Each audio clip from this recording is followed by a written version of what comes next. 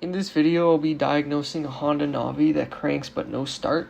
So it was obviously not taken care of very much and abused a bit. There's a crack on the headlight housing, it's missing the box and a bunch of other things. Just in general, not the best of shapes.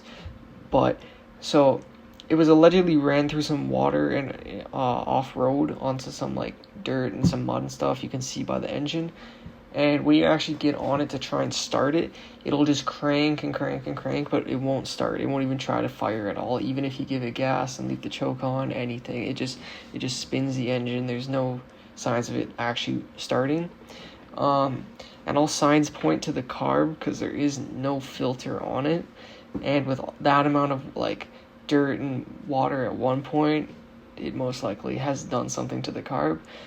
But yeah. So the first most basic thing I would probably first check is the spark plug. So I don't know if you can see, but it's right here. This boot, you want to reach in under here. You can remove the plastic panel over here if that helps. But I'm able to just like put my 2 fingers on it, and then with enough force you can pull it off. Okay. Yeah, so here's the boot pulled off. And you'll see the spark plug slightly sticking out right there. So once you get it off, you want to grab your 5/8 socket and put that on. I like to put it on first and then line it up and get it slotted onto the nut of the spark plug. And then I'll grab my wrench and then try and put it on like this because there's not much room in it. So this is usually the best way. All right, so like this. So once you get it on there, just want to loosen off the spark plug.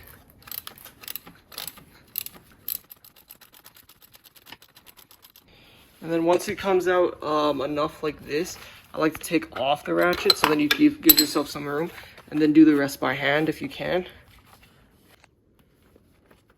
Alright, once it's loose, you can just pull it out like this. Yeah, so it's pretty black. Not really like the goldenish color you want to see, but so far visually it looks okay. Nothing broken off of it or something. So to test spark, what you can do is you can take the boot. So the boot that it comes, that attaches to it once it's in the engine over there. You can put the spark plug back into this without having it in the engine. Just make sure it clicks down like that. And then you can put it by something that's grounded or metallic like this. So best place probably on this one, since there's the exhaust, it's not painted. You can do it right here. So just set it up so it's kind of close. Something like this could work. Like that. So then what you want to do after that, once it's close to a ground or a metal object on the bike's engine preferably, you want to come back up here, turn on your navi, and try cranking it. Do not hold that unless you want to feel what it's like to be sparked or electrocuted. But you just want to crank the engine over, watch the spark plug, and if there's spark, that means you have spark, and that's good. So you should be able to see that. I'll get a little closer. Yeah, so we have spark. Spark's okay. So next thing I'd probably go on to is fueling, most likely, and all that stuff. I think fueling's good because I can still smell it, but you never know. It's a little worrying that filter's gone and there's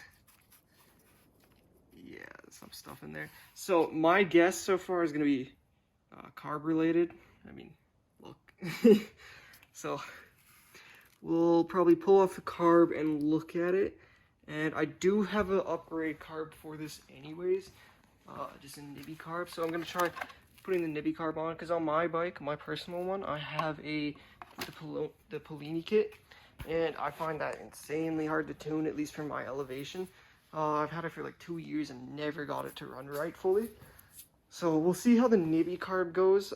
If that's good, I might even switch over on my bike. But yeah. Alright, so to pull off the carb on a OEM one at least, I like to just full on remove the manifold. So this little intake manifold here that it connects to right there. I like to just remove the nuts right there. So I believe those are 10s. So just 2 10s that you just remove. All right, so just 1 10 mil for over here, and there's this another one on the left side over there that you can't see right now. So you just want to remove this one, loosen it, and then just do it by hand, just so you don't drop this somewhere and then have to search for it forever.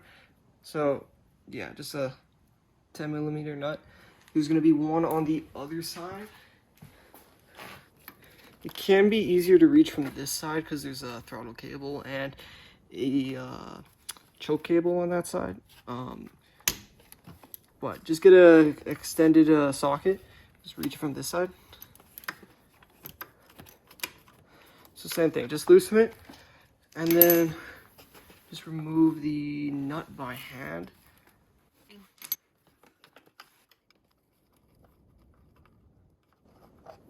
Alright, yeah, there we go. So after that, you should be able to pull this up and at least move it a bit.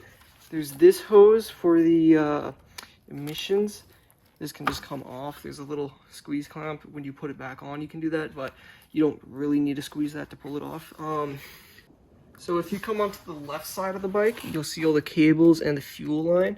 So before taking off the fuel line, you'll want to come over here, turn this to closed, so it's not a reservoir or a reserve or regular tank.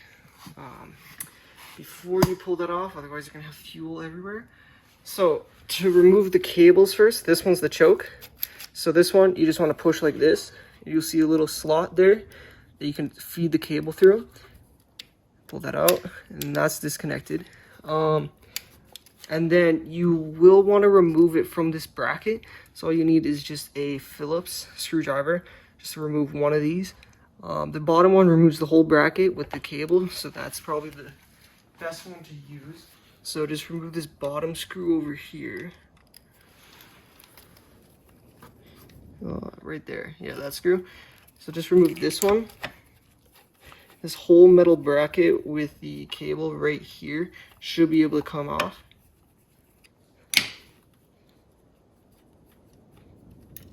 All right.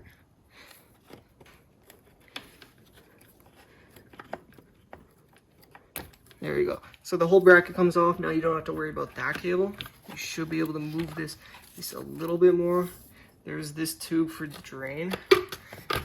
So if you wiggle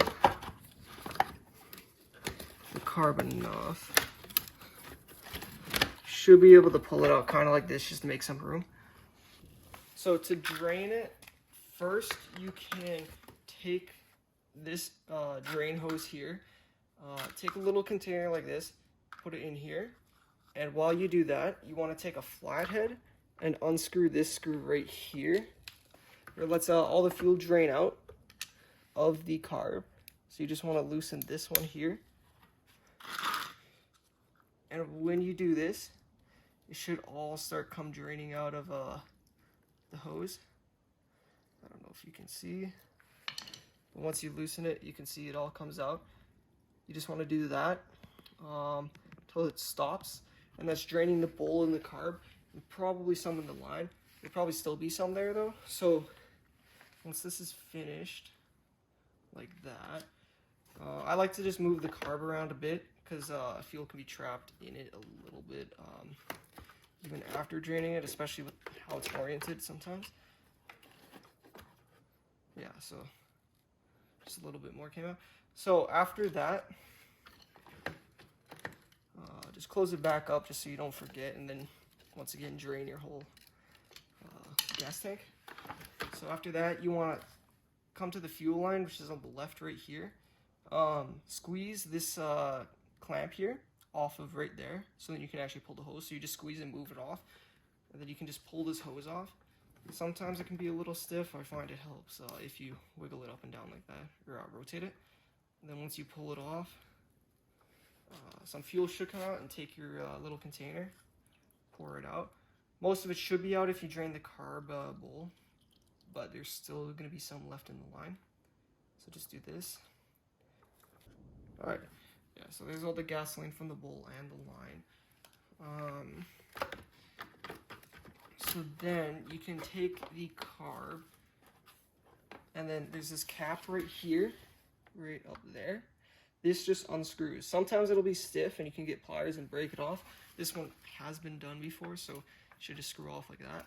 So just unscrew it, and just be careful, there is a spring in it. It won't do much, but just don't make it fly off. So yeah, this is your slide, so this is your throttle basically. Pulls this up. But now your carb should be free. So now you can pull it off like this and inspect it after. It is still attached to the manifold, as you can see right here. So this is the actual manifold, and then the carb is this part over here. So all the gas system, fuel delivery and everything, and air is dealt with this. So if you have an issue with that, the carb will be the reason for that. I then went on to take apart the carb. So first I started with the bowl, so the bottom of the carb. It was just two new screws, which are Phillips, to remove it. And once I took it apart, there was nothing immediately pointing to what was wrong with it. There was no dirt or mud or any contaminants inside of the bowl itself. But I took out the jets, both the main and idle, and both seemed a little bit clogged, and I cleaned them out anyways since they were already out. I just took little files that are used to clean oxyacetylene torches and used those to clean out the holes. I didn't have any intentions of putting this carb back on since I already had a 19mm nibbi carb sitting in my garage, and all that needed was just 2 bolts, some sealant, and a new throttle cable, which was like $10 on Amazon for the cable. So I went on to put that on instead, and when I took off what was left of the air filter on the original carb, you could see that one of the ports or openings on the carb was completely filled with mud and dirt. So it was kind of a complete loss for this carb, especially since I already had a 19mm. It could be fixed if you did have a ultrasonic cleaner, but I don't have one for car stuff or automotive stuff. Only stuff that would be used for like jewelry and stuff, and I didn't feel like using that. So yeah. Alright, so I just came back from the hardware store and went and got some gasket maker for fuel related stuff. So that should be okay, since the original gaskets and everything, the diameter of this is insanely small compared to the new one.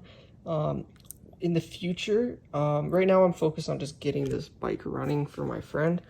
But in the future, I'll probably take this manifold and port it out a bit on this the opening over here, and port match it to this one, since this one is insanely bigger than this one. But for now, I'm just focused on making it run, obviously. But so I also went and got some new bolts and nuts. So this one fits fine, as you can see here. But this one, it looks like it would fit. But this bolt, once it's on here, it contacts this part here. So I'll have to just grind a little bit of the casing right there just to get it to fit. And then after that, it should be okay. And it'll fit because the actual bolt doesn't contact. Yeah, just barely doesn't contact. So once this is grinded or ground down enough that this can actually fit right there, then it should be okay and be able to be mounted up. And after that, we'll find out how well it runs. Just judging by off the condition of this carb, it has to be carb, especially since there was no filter while running like this. And if not, there's stuff in the valves or something like that, or the valves got out of spec and stuff like that. So I will go and grind this off and see how it goes. Alright, so I just took my Dremel, ground off that area just enough, just so this nut could slot in there and actually match the thread part, or the hole. Yeah, so now it actually matches it. Next up, I'm gonna, even though there's a gasket here, I'm gonna still put that sealant or gasket maker around here, and then attach the manifold to it just so it seals. We know it's for sure like good there, and no air leak, which would cause issues for tuning and just in general not help this bike to run once it does run. But I'll be back after that. Alright, so after putting the sealant on and everything, I ran the throttle cable up here again. The original one I left in just for now, just because I didn't feel like taking it out while I'm testing. But the original one ran and is working. So I ran it through, since this throttle cable was different and a lot shorter. The original one usually goes from here and then down under the floorboard, back up, and then all the way back up there. The new one I ran from here all the way into this center section, and then it's a direct shot basically up to the top of the carb right over here. So it's just a nice, more straight way to run the throttle cable. And it also doesn't force you into buying like a very long one, and you can just use cheap ones off of Amazon for like 10 bucks. But as you can see, it's all ran to the new carb and it's all set up. Throttle is working absolutely fine. I'm letting the sealant still dry. So I believe it's still, yeah, it's still a little wet. But I ran all the cables, or the hoses, I mean, all the hoses back. Tightened the side panel up after running the cable and stuff. So once this is dry, I can finally give it a test, just because I don't want to try starting it with a still wet gasket maker. All right, so while his is about to dry, I thought I'd bring mine back out.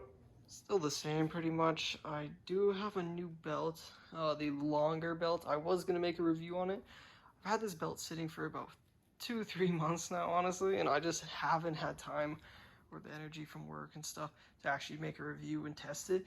But today I'll probably put it in, do a little bit of testing. If it's like actually worth it, I'll make a video on it. If not, I'll just keep an update and make a post about it or something. But yeah, so this did end up firing.